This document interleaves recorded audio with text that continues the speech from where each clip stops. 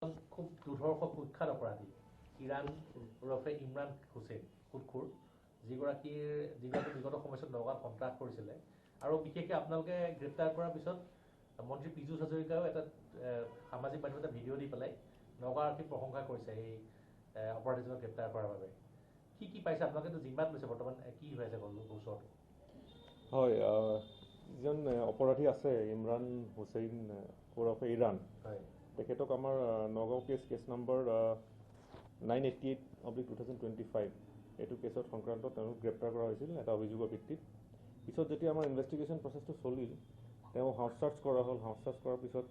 বিভিন্ন ধৰণৰ অবজেকশ্যনেবল ডকুমেণ্টছ আমি কিছুমান পালোঁ তাতে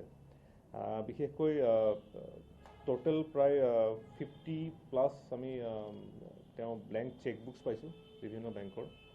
আৰু আমি দলিল মাটিৰ দলিল বা বিভিন্ন ধৰণৰ লেণ্ড ডকুমেণ্টছ প্ৰায় 80ৰ ওচৰা আমি লেণ্ড ডকুমেণ্টছ পাইছোঁ বিভিন্ন মানুহৰ নামত থকা তাৰ উপৰিও আমি কিছুমান ব্লেংক ডকুমেণ্টছ পাইছোঁ য'ত সাইন কৰা আছে কোনো পাৰ্টিকুলাৰ যি ভিকটিমছ আছে তেওঁলোকৰ সাইন কৰা আছে তো এইখিনি বস্তু আমি উদ্ধাৰ কৰিবলৈ সক্ষম হৈছোঁ আৰু যিটো মডাছ অপাৰেণ্ডি এইটো আমি এতিয়ালৈকে যি গম পোৱা গৈছে যে তেওঁলোকে বিভিন্ন ধৰণৰ ব্যক্তিক এনেধৰণে ব্লেকমেইল কৰি যি তেখেতৰ লেণ্ড ডকুমেণ্টছ আছে তেওঁলোকৰ চেকবুক আছে এইখিনি ৰাখি থৈ তেওঁলোকক এটা এক্সঅৰবিটেণ্ট টাৰ্মছত তেওঁলোকক সুদত টকা দি এই ব্লেকমেইল কৰি এই বস্তুখিনি তেওঁলোকে ৰাখি থয় গতিকে এতিয়া আমাৰ যিটো ইনিচিয়েল ইনভেষ্টিগেশ্যন আছে সেইটো চলি আছে আৰু এইজন যি ব্যক্তি আছে ইমৰান হুছেইন ওৰফে ইৰাণ তেখেতৰ আগতেও প্ৰায় 8টা কেছ তেখেতৰ এগেইনষ্টত আছে নগাঁও সদৰতে আছে 8টা কেছ আছে এই কেছৰ চাৰ্জশ্বিট হৈছে আৰু এতিয়া কিছু কেছৰ ট্ৰায়েলো চলি আছে গতিকে তেখেতৰ ক্ৰিমিনেল এণ্টিচিডেণ্টছটো আমি পাইছোঁ এতিয়া আপোনালোকে কেইদিনৰ জিম্মাত লৈছে আমি 4 দিনৰ জিম্মাত এতিয়া আমাৰ থানাত এতিয়া আছে তেওঁ আৰু ফাৰ্ডাৰ জিম্মাৰ আমি ইনভেষ্টিগেশ্যন প্ৰচেছটো আমি ল'ম হয় আপোনাৰ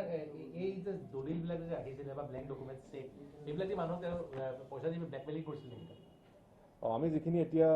সোধপোছ কৰা হৈছে ভিক্টিমসকলক সোধপোছ কৰি গম পোৱা গৈছে যে তেনেকুৱা ধৰণৰ যিখিনি দলিল আছে দলিলখিনিৰ জৰিয়তে তেওঁলোকক ব্লেকমেইল কৰিছিল যিটো মই অলৰেডি ক'লোঁ যে যিখিনি এক্সঅৰবিটেণ্ট টাৰ্মছত তেওঁলোকে বহুত সুদৰ হাৰটো বঢ়াই পেলাই তেওঁ সুদত টকা দিছিলে গতিকে এই বস্তুখিনি ৰাখি তেওঁ সেই কামটো চলাই আছিল তাৰ বাহিৰেও তেখেতৰ বেলেগ ধৰণৰ ক্ৰিমিনেল এণ্টিচিডেণ্টছো আছে যিখিনি এই ডকুমেণ্টছখিনি ভেৰিফাই কৰিলে আমি গম পাম এইখিনি ইনভেষ্টিগেশ্যন চলি আছে প্ৰপাৰ্টি অকুপাই কৰা বিভিন্ন ধৰণৰ খবৰ আহিছে এইটো ইনভেষ্টিগেশ্যন চলি আছে আৰু মানে ডিউ প্ৰচেছ আমি সেই প্ৰপাৰ্টিখিনি যি জব্দ কৰাৰ ব্যৱস্থা আছে এজ পাৰ ল' সেইখিনিও কৰি থকা হৈছে আপোনালোকৰ এটা